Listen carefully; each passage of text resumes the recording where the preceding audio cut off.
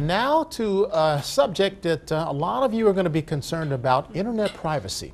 Our media analyst Jackie Guzza is back with us from Western Connecticut University to talk about the issues surrounding the Cyber Intelligence Sharing and Protection Act.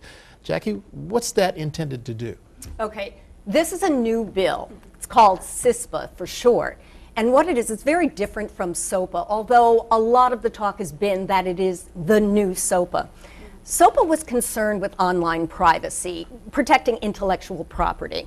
Now, CISPA is very different.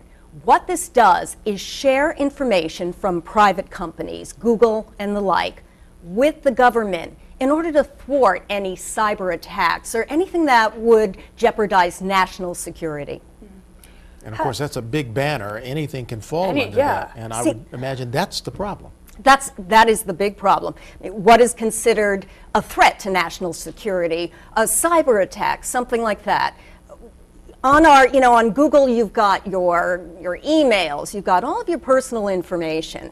Should it be legal for the government to monitor that, or even the private companies? I mean, right now we've got legislation in place that protects us from that, the Wiretap Act, others. But CISPA would go ahead and supersede those acts. Now, what type of algorithms would either the companies or the government use to differentiate between something that's an attack and something that's research, Right. something that could be construed as threatening? That's right. That's entirely up to them, isn't it?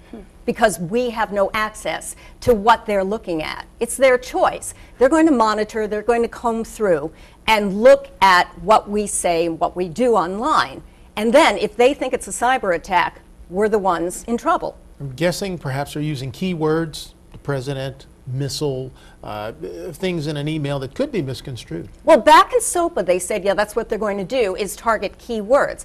But they haven't even let us know the manner in which they're going to monitor our communications. Wow. Which government agencies would be looking into this private information? Is it the FBI? Is it the CIA? Who looks at this? Well, once they find out, once they decipher that it's a cyber attack or that your information is a threat to the national security, they would hand that information over to the Department of Homeland Security. Wow.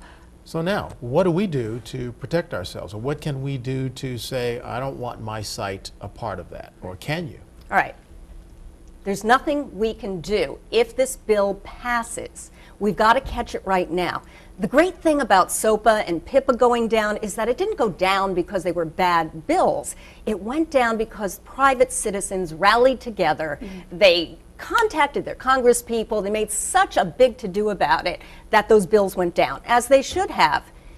Right now, CISPA has the corporations behind them because it benefits the corporations. Right. Facebook, for instance, is in favor of CISPA because Facebook would know in advance if there is a potential cyber attack against them.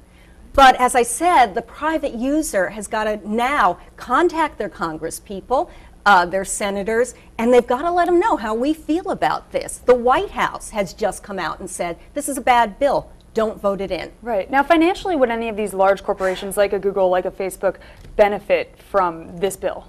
They wouldn't financially. Okay. But what they would do is find out if they were going to be threatened or not.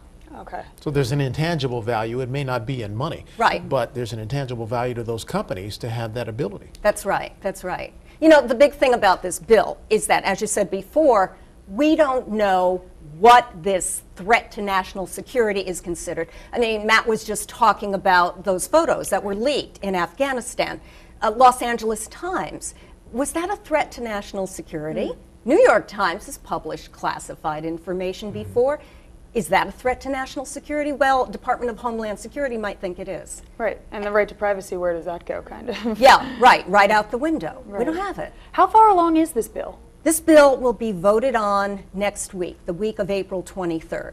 So what we need to do is take quick action and get in touch with our legislatures and let them know how we feel about it. Jackie, thank you. This is really important stuff, and it's good to learn more about it. Thank you very much. Great. Thank you so much, Erin.